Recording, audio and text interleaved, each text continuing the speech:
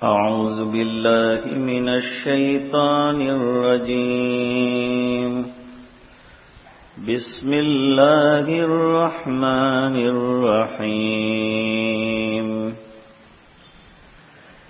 إن الذين آمنوا والذين هادوا والنصارى والصابئين من آمن بالله واليوم الآخر وعمل صالحا فلهم أجرهم عند ربهم ولا خوف عليهم ولا هم يحزنون. وَإِذْ أَخَذْنَا مِيثَاقَكُمْ وَرَفَعْنَا فَوْقَكُمُ الطُّورَ خُذُوا مَا آتَيْنَاكُمْ بِقُوَّةٍ وَاذْكُرُوا مَا فِيهِ لَعَلَّكُمْ تَتَّقُونَ. ثم توليتم من بعد ذلك فلولا فضل الله عليكم ورحمته لكنتم من الخاسرين. صدق الله العظيم.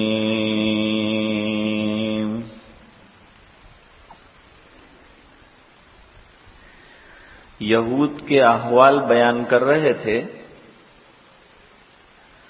اور ان کی ہٹ دھرمیوں کا تذکرہ ہے. یہ پارے کے اخیر تک جائے گا کہ بنی اسرائیل نے انبیاء کرام کے ساتھ اور اپنے نبی موسیٰ علیہ السلام کے ساتھ کیا سلوک کیا. حالانکہ حضرت موسیٰ علیہ السلام نے ان کو راہ راست پر لانے میں کوئی کمی نہیں رکھی. عجیب بات تو یہ ہے کہ انہوں نے حضرت موسیٰ علیہ السلام کے بڑے بڑے معجزات دیکھے. مثال کے طور پر ان کا سمندر سے پار ہونا کتنا مشکل کام تھا. آج کی دنیا میں کوئی عقل مند آدمی اس کو مان نہیں سکتا کہ پوری قوم کو سمندر کے کنارے پر لا کر کھڑا کیا. بڑے ٹیڑھے مزاج کے لوگ تھے. انہوں نے کہا کہ ادھر 12.5 لاکھ لوگ فوج لے کر چل رہے ہیں ہم کو پکڑنے کے لیے. آگے ٹھاٹھیں مارتا ہوا سمندر ہے. آگے پانی کا سمندر، پیچھے انسانوں کا سمندر. بیچ میں ہم کو تم نے پیس کر رکھ دیا ہے. کیا کرو گے اب؟ ہمارے بچاؤ کی کیا شکل؟ اگر تم سے نہیں ہو سکتا تھا تو ہم کو وہ محفوظ جگہ میں سے کیوں نکالا تم نے؟ لیکن حضرت موسیٰ علیہ السلام اللہ کے نبی ہیں. نبی کیسے ہوتے ہیں؟ کیا بھروسہ اللہ کی ذات پر ان کو ہوتا ہے، کیا اعتماد ہوتا ہے. نہ ٹھاٹھیں مارتے ہوئے سمندر کی پرواہ کی، نہ پیچھے سے آنے والے لشکر کا ڈر. کیوں؟ اس بنا پر کہ موسیٰ علیہ السلام نے فرمایا کہ میں اپنے مرضی سے نہیں نکلا ہوں. میں اگر اپنی مرضی سے نکلتا تو پھنس جاتا، اللہ کی مدد نہ آتی. لیکن میں تو اللہ کے حکم پہ نکلا ہوں. اب نجات دینا اللہ کا کام ہے، نکل جانا میرا کام ہے. حکم ہوا نکل جاؤ، میں نکل گیا. اب نجات کون دے گا؟ تمہارا یقین ہے چیزوں پر، میرا یقین ہے چیزوں کے بنانے والے پر. میرا یقین اللہ کی ذات پر ہے کہ مجھے وہ نجات دیں گے، تمہیں بھی وہی نجات دیں گے. حالانکہ تم میرا نبی ہونا تسلیم کر چکے ہو، میرے معجزات کو کھلی آنکھوں سے تم نے دیکھا ہے، فرعون کے جادوگروں کو ناکام ہوتے ہوئے بھی تم نے دیکھا ہے، اور مجھے کامیاب ہوتے ہوئے بھی دیکھا ہے. اس کے باوجود اتنی بے چینی کیوں؟ حدیثوں میں آپ صلی اللہ علیہ وسلم کا یقین اور ایمان کتنا مضبوط ہے اس کا بھی واقعہ بیان کیا ہے. 10ویں پارے میں ہے. اللہ فرماتے ہیں الا تنصروہ فقد نصرہ اللہ. جب حضور پاک صلی اللہ علیہ وسلم نے ہجرت کا ارادہ فرمایا تو کوئی بھی دنیا کا عقل مند آدمی یہ نہیں کہہ سکتا کہ حضور اپنے گھر سے زندہ نکل سکتے ہیں. کیوں؟ اس بنا پر کہ آپ کے گھر کے چاروں طرف مکے کے قبیلوں کے بڑے بڑے سردار اور جوان لوگوں کو بٹھا دیا گیا تھا، اور یہ طے ہوا تھا کہ جیسے ہی گھر میں سے حضور نکلیں سب مل کر حملہ کر دو اور حضور پاک صلی اللہ علیہ وسلم کا کام تمام کر ڈالو. ظاہری بات ہے کہ گھیرا ہوا ہے مکان کو، سرکار گھر کے اندر موجود ہیں، باہر ننگی تلواروں کے ساتھ جو ہے قتل کرنے کے ارادے سے قریش کے جوان بیٹھے ہیں، اور دار الندوہ ان کے مشورے کی ایک جگہ تھی، وہاں یہ بات طے کی تھی انہوں نے کہ ہر قبیلے کے اندر سے حضور کو مارنے کے لیے جوان رہے گا، کیونکہ اگر ایک قبیلے والے نے مارا ہے تو دوش اس کے اوپر آئے گا، گناہ کا ٹوکرا اس کے اوپر آئے گا. جب تمام قبیلوں کے لوگ مل کر حملہ کریں گے تو دیت دینے کا مسئلہ بھی نہیں آئے گا، بھئی سب نے مارا ہے، کوئی کسی پر اعتراض نہیں کر سکے گا. یہ چال چلی تھی انہوں نے. اب اللہ کیسے حفاظت کرتے ہیں؟ کہنے والے کہتے ہیں کہ حفاظت کی شکل یہ تھی کہ غار میں جب حضور چلے گئے تو مکڑی نے ایک جالا بن دیا. پورے غار کے اوپر اللہ نے ایک مکڑی کو کام میں لگایا کہ جالا تن دے. اس نے جالا تن دیا.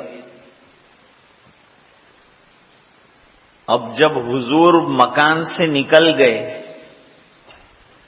اور نکلے بھی کیسے؟ سب کے سب نیند میں تھے. جتنے لوگ باہر تھے پوری رات انتظار کر کر کے ان کو نیند آ گئی. حضور نے ایک مٹھی کنکر لیے اور سب کے اوپر پھینکی مٹی. سب کے اوپر غنودگی کا عالم ہے، اور حضور پاک صلی اللہ علیہ وسلم ان کے بیچ میں سے نکل رہے ہیں. ننگی تلواروں کے بیچ میں سے بس سلامت نکلے. ادھر حضرت ابو بکر کو ساتھ لیا، غار میں پہنچ گئے فجر ہوتے ہوتے. غار کے دہانے پر مکڑی نے جالا تنا ہے.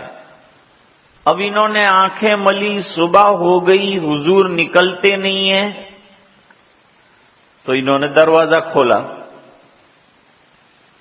دروازہ کھول کے جو دیکھا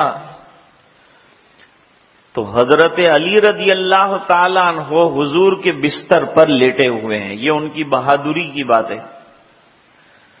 ننگی تلواروں کے بیچ میں حضور کے بستر پر لیٹنا جان کے لیے کتنا بڑا خطرہ، لیکن اللہ کے رسول نے کہہ دیا، اس کے اوپر پورا اعتماد اور یقین ہے۔ اتباع اس کا نام ہے کہ تلوار کی دھاروں کے نیچے سرکار کی بات کو مان لیا۔ کوئی بات نہیں سرکار، آپ نکل جائیں، میری پرواہ نہ کریں۔ اور سرکار نے یقین دلایا تیرا بال بھی بیکا نہیں ہوگا۔ کیوں روکا ہے ان کو؟ کیا فائدہ ہے ان کے روکنے کا؟ مشرکین مکہ کی امانتیں حضور کے پاس رہتی تھی، تو حضرت علی سے کہا یہ سب امانتیں پہنچا دینا اور اس کے بعد تم مدینے چلے آنا۔ وہ ہمت کے ساتھ سوئے۔ کہاں گئے؟ کوئی جواب نہیں دیتے۔ اللہ کو جہاں منظور تھا وہ گئے ہیں۔ تمہیں کیا کام کے لیے سلایا تھا؟ کہا تمہاری ذمہ داریوں کے لیے سلایا ہے۔ تمہیں اپنی جان کا ڈر نہیں لگا؟ فرمایا میں رسول کے حکم کا تابع ہوں، مجھے جان کی نہیں حضور کے حکم کی اتباع کی پڑی ہے۔ جان دینے والا تو وہ ہے، تم زیادہ سے زیادہ میری جان لے سکتے ہو لیکن میں رسول کی نافرمانی نہیں کر سکتا۔ جان کو خطرے میں ڈال کے حضور کی اتباع کی ہے۔ اب اعلان ہوا 100 اونٹ ملیں گے، جو ابو بکر اور محمد صلی اللہ علیہ وسلم کی خبر لائے گا اس کو 100 اونٹ دیے جائیں گے انعام میں۔ اس زمانے کے 100 اونٹ یعنی موجودہ زمانے کی 100 کاریں یہ دی جائے گی۔ اونٹ مہنگا ہوتا ہے تو انعام کی لالچ تو ہر ایک کو ہوتی ہے، جیسے لاٹری کے اندر ہوتا ہے 5 روپے لگاؤ کروڑوں روپے کھلنے والے ہیں۔ ہر آدمی کو لالچ ہو جاتی ہے کہ 5 میں 5 کروڑ کیا خراب ہے، 5 روپے میں 5 کروڑ کا آسامی بنتا ہوں کیا خراب ہے، برا کیا ہے؟ 5 روپے پھینکنے میں کیا ہے؟ 5 روپے یوں بھی ضائع ہو جاتے ہیں۔ 5 روپے کی چائے نہیں آتی، 10 روپے کی چائے نہیں آتی، تو آدمی لالچ میں آ جاتا ہے اور جوا کھیل ڈالتا ہے۔ لاٹری اور یہ تمام چیزیں منع ہیں کہ بھائی دوسروں کا مال ہڑپ کر کے تم مالدار بننا چاہتے ہو۔ اور ایک سٹا ہے جس کو ناجائز قرار دیا شریعت مقدسہ نے۔ محنت کرو اور کماؤ اور رزق حلال اختیار کرو۔ ایک صحابی آئے حضور کے پاس، حضور کیا کروں؟ کہا تمہارے پاس کچھ ہے؟ تو انہوں نے بتایا کہ کچھ ہے میرے پاس۔ تو وہ چیز لائے، حضور نے اس کو 2 درہم کے اندر بیچ دیا اور 1 درہم کے اندر یوں کہا جا کر کے کلہاڑی لاؤ۔ حضور نے اپنے دستے مبارک سے کلہاڑی کے اندر لکڑی کا دستہ لگایا، اس کو فٹ کیا اور اس کے ہاتھ میں دیا اور فرمایا جاؤ جنگل میں لکڑیاں کاٹو، 8 دن سے پہلے نظر مت آنا، 8 دن کے بعد مجھے آ کے رپورٹ دو تم نے کیا کمایا کیا کھویا۔ سرکار سب کو کام میں لگاتے ہیں، رزق حلال کی محنت کرو، ہاتھ پہ ہاتھ دھر کے بیٹھے کیا ہو؟ اسلام کام سکھاتا ہے، بیکار بیٹھے رہنے کو نہ کہتا ہے۔ محنت کرو اور کماؤ، حلال روزی اختیار کرو۔ اب 100 اونٹوں کے انعام میں چکر کاٹ رہے ہیں کہ مفت میں انعام مل جائے گا، اور غار کے سر کے اوپر آ گئے، غار کے سرے پر آ گئے۔ سرا ایسا کہ بخاری شریف میں روایت ہے کہ اگر یہ لوگ یعنی حضور کو تلاش کرنے والے 100 اونٹوں کی انعام کے لالچ میں وہ اپنے پیروں پر دیکھیں گے تو حضور نظر آ جائیں گے، حضرت ابو بکر رضی اللہ عنہ نظر آ جائیں گے، حضرت صدیق اکبر رضی اللہ عنہ کی نظر چلی گئی ان کے اوپر تو بے چین ہوئے ذرا، سرکار میں گرفتار ہو جاؤں گا نقصان نہیں ہوگا، لیکن آپ کے اوپر تو پوری امت کی ذمہ داری ہے، قیامت تک آنے والے انسانوں کے لیے راہبری کا کام کرنا ہے، وہ کہیں خطرے میں نہ پڑ جائے، مجھے اس کی فکر ہو رہی ہے۔ حضور پاک صلی اللہ علیہ وسلم کا یقین دیکھیے، کیا فرمایا؟ لا تحزن، مت گھبراؤ، غم مت کرو، ان اللہ معنا، ہم لوگ اپنی مرضی سے نکلے تھے یا اللہ کے حکم سے نکلے تھے؟ ہمارا نکلنا گھر سے اللہ کے حکم سے ہوا، ہجرت کرنا اللہ کے حکم سے ہوا، اور جب اللہ کے حکم سے کوئی کام کیا جائے گا اور اللہ کے حکم کے تابع ہو کر کوئی کام کیا جائے گا تو اللہ کی نصرت کا آنا، اللہ کی مدد کا آنا طے ہے، دیر سے آئے گی لیکن اللہ کی مدد ضرور آئے گی۔ انبیاء محنت کرتے کرتے کرتے کرتے تھک گئے لیکن کوئی نتیجہ برآمد نہیں ہوتا تو ان کی زبان پر جملہ آ گیا، متا نصر اللہ، متا نصر اللہ، کب آئے گی اللہ تیری مدد، کب آئے گی؟ کتنا پریشان ہیں ہم لوگ، کتنی محنت کر رہے ہیں، کب مدد آئے گی تیری؟ اللہ کی طرف سے جواب ملا، الا ان نصر اللہ قریب، اللہ کی مدد ان قریب تم کو آنے والی ہے، ملنے والی ہے۔ تو یہاں فرمایا لا تحزن ان اللہ معنا، جملہ اتنا مفید ہے کہ آج بھی مفید ہے اور آئندہ جو حالات مسلمانوں پر آئیں گے ان میں بھی مفید ہے۔ شرط کیا ہے؟ اللہ کی مدد کب آئے گی؟ اللہ ہمارے ساتھ ہیں، یعنی اللہ ہمارے مددگار ہیں۔ کس نے کہا؟ سرکار نے کہا۔ کس سے کہا؟ حضرت ابو بکر رضی اللہ تعالیٰ عنہ سے کہا۔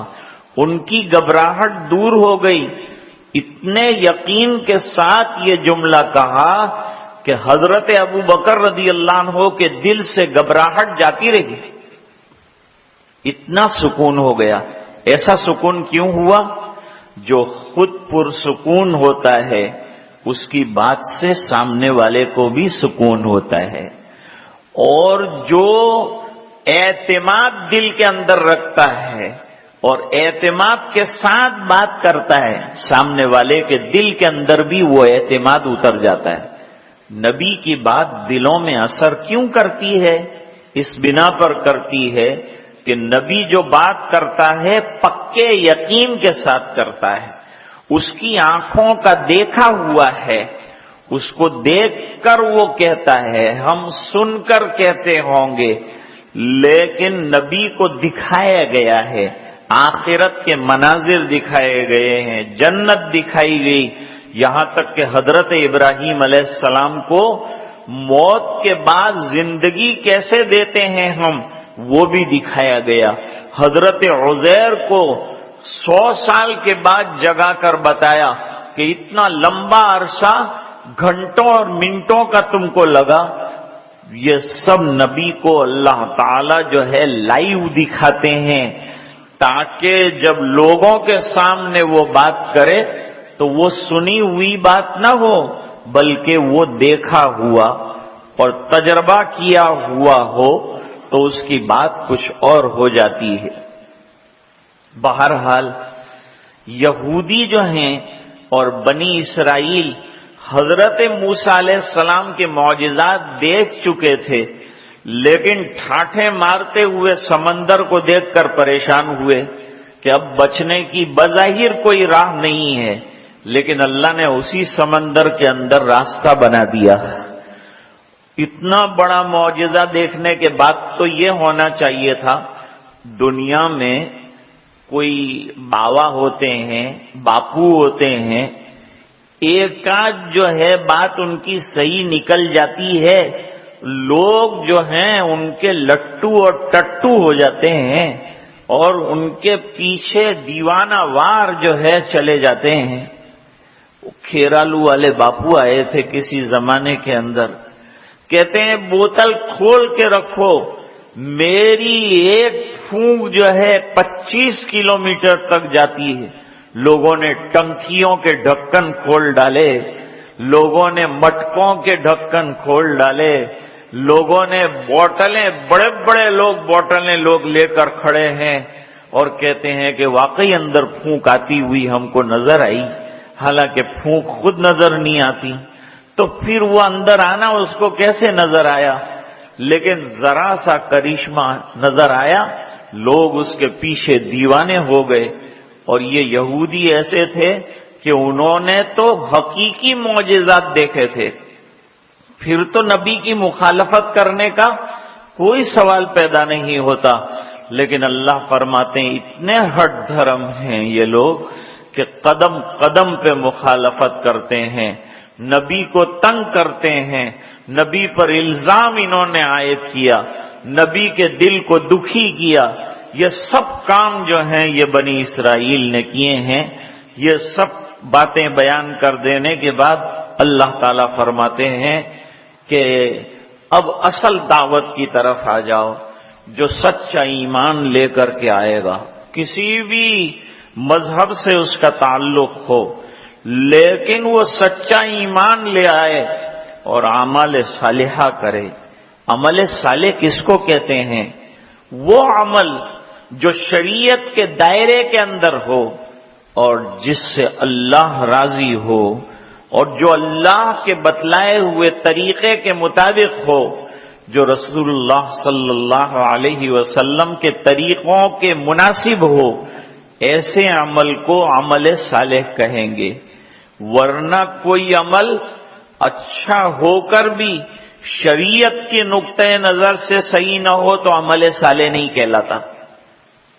جیسے ایک آدمی عصر کی نماز کے بعد نوافل پڑھنے کے لیے کھڑا ہو جائے، عبادت کرنا کتنا ثواب ہے، نماز پڑھنے کا کتنا ثواب ہے، لیکن عصر کے بعد نوافل پڑھنا جائز نہیں ہے، تو یہ عمل صالح ہو کر بھی عمل صالح نہ رہا، کیونکہ اللہ کے منشے کے خلاف کام کر رہا ہے۔ اس بنا پر یہ عمل صالح نہیں۔ قرآن کریم بہت سی جگہ پر یہ بات کہے گا، ان الذین آمنوا، بے شک وہ لوگ جنہوں نے اللہ کو جس طرح سے ماننا چاہیے اس طرح سے مانا ہے، یقین کے ساتھ زندگی گزاری ہے۔ ایمان یقین کا نام ہے۔ اللہ پر یقین، اللہ کے حکموں پر یقین، اللہ کے وعدوں پر یقین کے ساتھ جو زندگی گزارتا ہے وہ ہے اصل میں ایمان والا۔ اور جب ایمان آئے گا تو اس کے ساتھ اعمال صالحہ خود بخود آئیں گے، کیونکہ اندر کا ایمان آدمی کو عمل پر مجبور کر دیتا ہے، عمل پر آمادہ کر دیتا ہے۔ کیوں؟ ہمارے اندر اللہ سے ہونے کا یقین ہو، اللہ کے احکام پر چلنے کا پکا یقین بیٹھ جائے، کون نماز چھوڑے گا، قربانی دے گا اور نماز پڑھے گا؟ کون قرآن چھوڑے گا، اللہ کا حکم پورا کرے گا اور قرآن کریم کی تلاوت کرے گا؟ یہ دو چیزیں خاص طور پر ذکر کی ہیں، اس لیے علماء نے لکھا کہ ایمان اور چیز ہے، عمل صالح الگ چیز ہے۔ ایمان آئے گا تو اس کے بعد عمل صالح۔ دو گروہ ہیں، محدثین کہتے ہیں کہ ایمان کی تعریف میں عمل داخل ہے۔ ایمان تین چیزوں کا نام بتایا، محدثین نے کہا کہ ایمان تین چیزوں کا نام ہے۔ ایک تو ہے تصدیق بالجنان، دل سے تصدیق کرنا، ایمان دل سے یقین کرنے کو کہتے ہیں۔ یہ بات تو صحیح ہے، ہم بھی کہتے ہیں کہ ایمان معرفت کا نام ہے، ایمان تصدیق کا نام ہے، یہ تو ہم بھی کہتے ہیں، لیکن عمل خارجی چیز ہے۔ عمل سے ایمان کو تقویت ملتی ہے، لیکن ایمان معرفت کا نام ہے اور وہ بسیط چیز ہے، مرکب نہیں ہے۔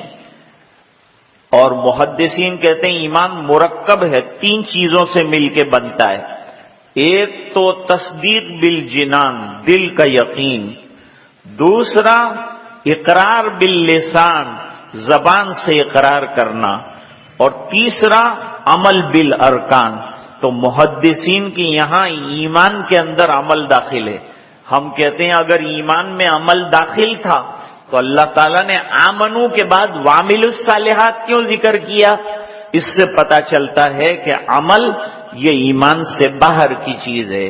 اس کا مطلب یہ ہوا کہ اعمال کے ذریعے سے ایمان کی تقویت ہوتی ہے، ایمان اسٹرانگ ہوتا ہے، ایمان مضبوط ہوتا ہے۔ نماز کے ذریعے ایمان مضبوط ہوگا، اعمال کے ذریعے سے ایمان مضبوط ہوگا۔ جتنے احکام پر عمل کرتا جائے گا اتنا یقین محکم اور مستحکم ہوتا جائے گا۔ ان الذین آمنوا، بے شک وہ لوگ جو ایمان لائے، والذین ہادوا، اور وہ لوگ جو یہود ہیں، نصارہ ہیں اور سابئین ہیں۔ سابئین کون ہیں؟ عرب میں جو نیا دین اختیار کرے اس کو سابئی کہتے تھے۔ کچھ لوگ کہتے ہیں سابئین جو ہیں وہ ستارہ پرستوں کو کہتے ہیں، لیکن زیادہ تر مفسرین اس طرف گئے کہ سابئی وہ شخص جس نے پرانا جو دین تھا اس کو چھوڑ دیا اور نیا دین اختیار کیا۔ عرب والے اس کے لیے سابئی کہتے تھے۔ ایک واقعہ حدیث میں نقل کیا ہے، حضرت خالد ابن ولید رضی اللہ تعالیٰ عنہ کو حضور پاک صلی اللہ علیہ وسلم نے ایک دستہ دے کر ایک قبیلے کی طرف بھیجا کہ جاؤ ان کو دعوت دو اور نہ مانے تو حملہ کرو۔ وہ گئے، جب خالد ابن ولید کو دیکھا، ان کے لشکر کو دیکھا، تو سامنے والے قبیلے کے لوگ چلائے اور انہوں نے کہا سبانا سبانا سبانا۔ حضرت خالد ابن ولید نے کہا سبانا کیا چیز ہے؟ وہ سبانا کے ذریعے سے یوں کہنا چاہتے تھے کہ ہم نے نیا دین جو تمہارا ہے وہ اختیار کر لیا، پرانا دین چھوڑا اور نیا دین اختیار کیا۔ سبانا کے معنی اسلمنا، ہم لوگ مسلمان ہو گئے۔ لیکن حضرت خالد ابن ولید مانے نہیں کہ سبانا کیا چیز ہوتی ہے، ہم نہیں جانتے سبانا۔ لہذا انہوں نے ان کو گرفتار کیا، کتنوں کو قتل کر ڈالا اور صحابہ میں تقسیم کیا قیدیوں کو کہ ان کو ختم کرو۔ صحابہ نے ان کو قتل نہیں کیا اور حضور کی خدمت میں آئے۔ آپ صلی اللہ علیہ وسلم کے سامنے کیس رکھا کہ یہ لوگ سبانا کہہ رہے ہیں حضور، اور حضرت خالد ابن ولید کہتے ہیں انہوں نے اسلمنا نہیں کہا ہے، سبانا کہا ہے، لہذا انہیں قتل کیا جائے۔ حضور پاک صلی اللہ علیہ وسلم نے فرمایا ان کو یہ معلوم نہیں ہے کہ اسلمنا کہنے سے یہ مسلمان کہلاتے ہیں، اس لیے یہ سبانا بولے۔ خالد نے غلط کام کیا تو سبانا سے بھی اسلمنا مراد لیا کہ انہوں نے اسلمنا۔ سابئی نیا دین اختیار کرنے والے کو کہتے ہیں جس نے پرانا دین بت پرستی کا چھوڑ دیا اور نیا دین اختیار کیا، اس کے لیے سابئی کا لفظ استعمال ہوتا ہے۔ ان میں سے جو بھی لوگ ایمان لے آئے سرکار پر اور آخرت کے دن پر، ایمان لانا بہت ضروری ہے، اور آخرت کے دن کا مطلب یہ ہے کہ موت کے بعد دوبارہ زندہ ہونا ہے، یہ یقین کی بات ہے اور یہ ہمارے عقائد کے اندر داخل ہے۔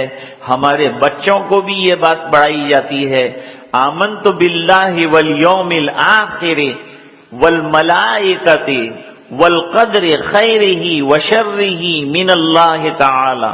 تو آمنت باللہ وملائکتہ وکتبہ ورسلہ والیوم الآخر، اور یوم آخر سے مراد کیا ہے یہ دنیا کا آخری دن یعنی قیامت کا، جس میں دنیا کو وائنڈ اپ کر دیا جائے گا اور پھر قیامت کا منظر کھڑا ہوگا، اور پھر جتنے لوگوں نے دنیا میں اعمال اچھے برے کیے ہیں ان کا حساب اللہ کے دربار میں ہوگا۔ اس کے بعد جنتیوں کو جنت میں پہنچایا جائے گا اور بے ایمانوں کو اور گناہگاروں کو دوزخ میں پہنچایا جائے گا۔ پھر جو گناہگار ایماندار ہوں گے سزا پانے کے بعد دوبارہ جنت میں جائیں گے۔ جب جنت میں چلے جائیں گے جنتی اب کوئی باقی نہیں رہے گا، جہنم سے نکلنے والا کوئی باقی نہیں رہے گا۔ تو اللہ تعالیٰ حضرت جبریل علیہ السلام کو حکم فرمائیں گے کہ اب موت کو لاؤ۔ پل صراط کے پاس موت کو دمبے کی شکل میں لایا جائے گا۔ پھر اللہ تعالیٰ پوچھیں گے جتنے محشر میں لوگ ہوں گے، جنت میں ہوں گے، جہنم میں ہوں گے، ان سب کو نظر آ رہا ہوگا۔ پوچھا جائے گا جانتے ہو یہ دمبا کیا ہے؟ سب کہیں گے جانتے ہیں۔ کیا ہے بتاؤ؟ کہیں گے یہ موت ہے، موت جو ہم کو کھا گئی تھی، جو ہم کو لینے آئی تھی، اس کو دمبے کی شکل میں بنا دیا گیا۔ اور پھر حضرت جبریل علیہ السلام کو حکم دیا جائے گا کہ اب اس کو لٹا دو، ذبح کر ڈالو۔ موت کو ختم کر دیا جائے گا اور حضرت جبریل علیہ السلام اعلان کریں گے جہنمیوں سن لو، اب تم عذاب میں ہمیشہ رہو گے، اب تمہیں موت بھی نہیں آئے گی، تم جلتے رہو گے لیکن تمہیں موت نہیں آئے گی، تم پیتے رہو گے لیکن تمہیں موت نہیں آئے گی، تمہاری انتڑیاں نکل کر باہر آ جائیں گی لیکن تمہیں موت نہیں آئے گی، تمہارا جسم جل رہا ہوگا لیکن تمہیں موت نہیں آئے گی، تمہاری زبان لٹک پڑی ہوگی لیکن تمہیں موت نہیں آئے گی، تمہارے گلے میں کانٹے چبھ رہے ہوں گے لیکن تمہیں موت نہیں آئے گی، تمہیں دکھ میں رکھا جائے گا لیکن تمہیں موت نہیں آئے گی، تمہارا چمڑا جل جائے گا تو نیا چمڑا پیدا کر کے ہم عذاب دینے والے ہیں، تمہارا عذاب کم نہیں ہوگا، تمہاری موت نہیں آئے گی، یہ سلسلہ ہمیشہ کے لیے جاری رہے گا۔ حیران ہو جائیں گے جہنمی، پریشان ہو جائیں گے کہ جہنم میں آنا اتنا مشکل نہیں لگا جتنا کہ جہنم میں ہمیشہ کے لیے رہنا مشکل لگ رہا ہے۔ پہلے یہ سوچتے تھے کہ جہنم میں جائیں گے جل کے کوئلہ ہو جائیں گے، سلسلہ سزا کا ختم ہو جائے گا، لیکن موت نہیں ہے تو سلسلہ سزا بھی ختم نہیں ہوگا، زندگی باقی ہے تو عذاب برداشت ہی برداشت کرتے رہیں گے۔ اس لیے جہنم بڑی خطرناک وعید کی جگہ ہے، اللہ کی ناراضگی کا مقام ہے، اور جنتیوں سے کہا جائے گا میووں میں رہو، پھلوں میں رہو، باغات میں رہو، پھولوں کے بیچ میں رہو، شاندار کٹھیروں میں رہو، مسحریوں میں رہو، طرح طرح کے پھل ملیں گے، طرح طرح کے مشروب ملیں گے، تمہاری نعمتیں ختم نہیں ہوں گی، تمہاری آبادیاں ختم نہیں ہوں گی، تمہاری شادابیاں ختم نہیں ہوں گی، تمہاری راحت رسانیاں ختم نہیں ہوں گی، یہ ہمیشہ کے لیے اللہ تعالیٰ عطا فرمائیں گے۔ تو یہاں یہ فرما رہے ہیں والیوم الآخر، قیامت کا آنا، موت کے بعد دوبارہ زندہ کیا جانا یہ ضروری ہے، اور جس نے اعمال صالحہ انجام دیے ایمان کے ساتھ، عقیدوں کی درستگی کے ساتھ، فلہم اجرہم عند ربہم، اس کے لیے اس کے پروردگار کے یہاں سے اجر ہے اور بہترین اجر ہے۔ فلہم اجرہم، ان کے لیے اجر ہے، ان کے لیے بہترین بدلہ ہے ان کے پروردگار کی طرف سے، ولا خوف علیہم، اور ان کے اوپر باہر کا کوئی ڈر نہیں ہوگا، ولا ہم یحزنون، اور ان کو اندر کا کوئی غم نہیں ہوگا۔ حزن اندر کے غم کو کہتے ہیں، خوف باہر کے ڈر کو کہتے ہیں۔ اللہ بے خوف کر دے گا، حزن کو ختم کر دے گا، ملال کو ختم کر دے گا۔ شرط یہ ہے ایمان، آخرت پر یقین اور اعمال صالحہ کا توشہ اپنے ساتھ ہونا ضروری ہے۔ اللہم صلی علی سیدنا محمد وعلی آل سیدنا صلاۃ تنجینا بہا من جمیع الاحوال والآفات وتقضی لنا بہا جمیع الحاجات تطہرنا بہا من جمیع السیئات ترفعنا بہا عندک اعلی الدرجات تبلغنا بہا اقصى الغایات من جمیع الخیرات فی الحیات وبعد الممات انک علی کل شیء قدیر۔ اللہم احسن عاقبتنا فی الامور کلہا واجرنا من خزی الدنیا وعذاب الآخرہ۔ اللہم لا تقتلنا بغضبک ولا تہلکنا بعذابک وعافنا قبل ذلک۔ اللہم اعنا علی تلاوت القرآن وذکرک وشکرک وحسن عبادتک۔ اے اللہ ہمارے گناہوں کو معاف فرما، کوتاہیوں سے درگزر فرما، اپنا فضل اور کرم شامل حال فرما۔ اے اللہ ہمیں قرآن کریم کی عظمت سے مالا مال فرما۔ اے اللہ قرآن کریم کا فہم عطا فرما۔ اے اللہ اس کے احکام پر عمل نصیب فرما۔ اے اللہ اس کو سمجھنا آسان فرما۔ اے اللہ اس کی تلاوت سہل فرما۔ اے اللہ ہمیں گھر گھر میں تلاوت کرنے والا بنا۔ اے اللہ تو ہم سے راضی اور خوش ہو جا، ہمیں اپنا بندہ بنا دے، جو کچھ سنا ہے اس پر عمل کرنے کی توفیق عطا فرما۔ اے اللہ تو ہم سے راضی اور خوش ہو جا، ہمیں اپنا بندہ بنا دے، نمازوں کا پابند بنا دے، تلاوت کا شیدائی بنا دے۔ اے اللہ پوری ملت اسلامیہ کی حفاظت فرما، ہر قسم کے خلفشار و انتشار سے محفوظ فرما۔ اے اللہ اپنی رضائے دائمی عطا فرما۔ اے اللہ بیماروں کو شفا عطا فرما، پریشانوں کی پریشانیاں دور فرما۔ اے اللہ پورے مجمع کی مغفرت فرما، امت کے ایک ایک فرد کی مغفرت فرما۔